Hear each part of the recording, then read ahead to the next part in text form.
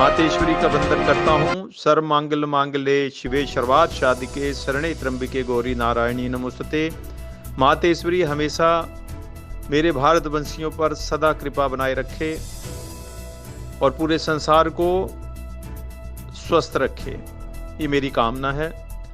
आपने आज के सवाल में पूछा है, एक तो महाराष्ट्र का जो अभी निर्मम हत्या पालघर में हुई है उसका क्या बाकी आपके अखिल भारतीय क्षत्रिय महासभा और तमाम संगठनों का क्या राय है, प्रतिक्रिया है। मैं आपको ये कह देना चाहता हूँ कि ना केवल हमारा अखिल भारतीय क्षत्रिय महासभा बल्कि तमाम देश, हिंदू समाज न्याय की तरफ देख रहा है। लॉकडाउन का समय है, नहीं तो अभी तक वहाँ काफ़ी भगदड़ मची होती। और मैं ये भी कहना चाहूँगा, आपको पूरे विश्वास है हमें कि जैसे बाला साहिब ठाकरे हिंदू हृदय सम्राट कहा जाते थे, उन्हीं के पुत्र आज महाराष्ट्र सीएम है उद्धव ठाकरे जी। उनसे भी वही उम्मीद है जो एक हिंदुस्तानी को और भरतवंशी को, सनातनी परंपरा के लोगों को होनी चाहिए। मेरे ख्याल से वो काफ़ी ठोस हैं इस मामले में और जाति भेदभाव या पक्ष से थोड़ा ऊपर हैं, ऐसा लगता है उन्हें देखकर। तो कहीं ना कहीं अच्छा न्याय मिल सकता है और मिलना चाहिए। अपराधियों को कड़ी से कड़ी सजा होनी चाहिए। बाकी आपने पूछा है कि वहाँ के बाहुबलियों के लिए, तो अभी सरकार जो उनके लिए अपना रवैया बनाया हुआ है, जो सरकार ने छानबीन कर रही हैं, तो मेरे ख्याल से वो भी एक उन्हें इस बारी सबक सिखाएगी सरकार, ये भी हम लोग चाहते हैं।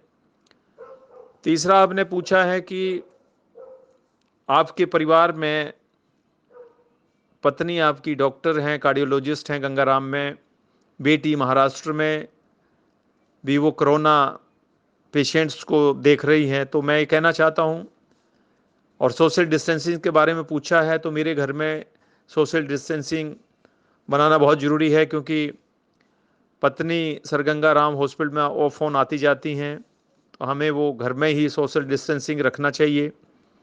और बाकी जो स्टाफ है हमारा आने जाने वाला, उसे भी सोशल डिस्टेंसिंग का पालन करते हैं। बाकी बेटी आज सुबह 5 बजे उसका एक ड्यूटी शिफ्ट जो है 14 या 15 दिन का कंप्लीट हो रहा है। उसके बाद में वो क्वारंटाइन में जाएगी 14 दिन के लिए, और वहाँ से भी मरीजों को एक इंस्ट्रक्शन मिलती है वहाँ गवर्नमेंट ऑफ महाराष्ट्र की, हो सकता है मरीजों को फॉलोअप करे वहाँ से, जैसे आदेश निर्देश मिलते हैं उस तरह काम करते हैं ये लोग। तो मेरा, बाकी आपको पता है कि ये सारा लगे हुए हैं हम पूरे देश में, जो कर सकते हैं बैठकर घर में सोशल डिस्टेंसिंग रखते हुए।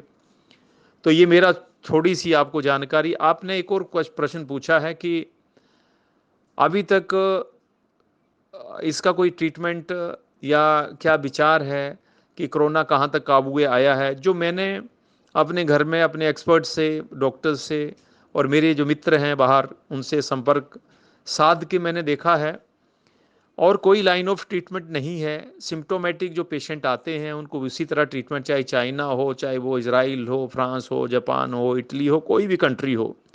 इस कोरोना का अभी तक किसी ने कोई परमानेंट लाइन ऑफ ट्रीटमेंट नहीं है। जो ट्रीटमेंट है वो आपके सामने है। सोशल डिस्टेंसिंग एक सबसे अच्छा ट्रीटमेंट है, उसको कर रहे हैं। और आपने पूछा है कि एक बार जो कोरोना हो जाता है तो क्या उसको दोबारा नहीं होगा। इसकी कोई गारंटी नहीं है। जैसे डेंगू भी रिलैप्स होता था, मलेरिया भी रिलैप्स होता है, फाल्सीपारम मलेरिया होता है, ऐसे करके मलेरिया रिलैप्स होता है। तो इस तरह से अभी इसका भी कोई पता नहीं, इसके लिए एक ट्रायल करनी पड़ेगी, क्लिनिकल ट्रायल करनी पड़ेगी, और फिर देखना पड़ेगा कि रिलैप्स होता है क्या। तो इसके लिए भी एक समय लगेगा। बेटर वे यही है कि सोशल डिस्टेंसिंग है और सैनिटाइजेशन करके रखो।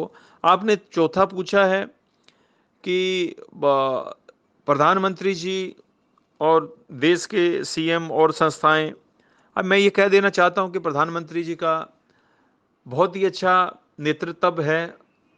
और आपने देखा सारे पूरे स्टेट्स के जो भी सीएम इस वक्त, चाहे वो कांग्रेस के हैं, किसी भी पार्टी के हैं, बिल्कुल बिना भेदभाव के एकजुट होकर काम कर रहे हैं, स्टेट और सेंट्रल मिलकर, और एक मानवता की लड़ाई लड़ रहा है।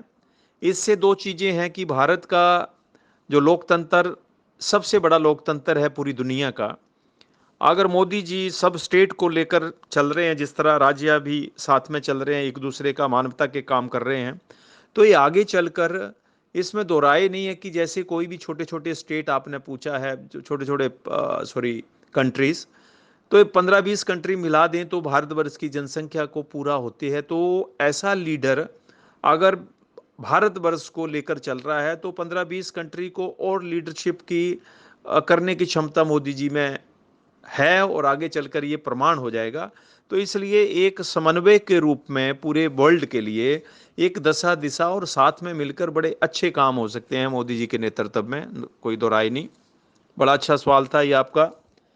बाकी आपने पूछा है कि एनवायरमेंट्स के बारे में मैंने, आपको याद होगा कि मैंने जब कांगड़ा चंबा लोकसभा का मैंने आज़ाद उम्मीदवार इलेक्शन लड़ा था, तो मैं आपको दावे से कहता हूं कि मैंने एनवायरनमेंट के ऊपर और खनन के ऊपर मैंने बहुत सारे वन संपदा, हमारी पहाड़ की जो संस्कृति है उसके ऊपर मैंने काफ़ी ज्ञापन दिए। आपके जरिए आपने बहुत ज्ञापन दिलवाए हैं मुझसे, और मैं 1 साल भर ज़्यादातर ज्ञापन देता रहा ताकि कल को ये चीज़ें नोट हों, और कहीं ना कहीं हमारा जो बुद्धिजीवी वर्ग या कोई आदमी जो नेचर के साथ रहना चाहता है, जिसको पता है कि नेचर का क्या रोल है हमारे वास्तविक हमारी ज़िंदगी में, तो ऐसे लोगों के लिए पहले से जागरूक करना, पूरे देश में बताना, या फिर जहाँ भी आपको मौका मिले, मेरे प्रदेश में ही मुझे मौका मिला तो क्यों नहीं मैं काम करूँ, काम करना चाहिए कहीं भी।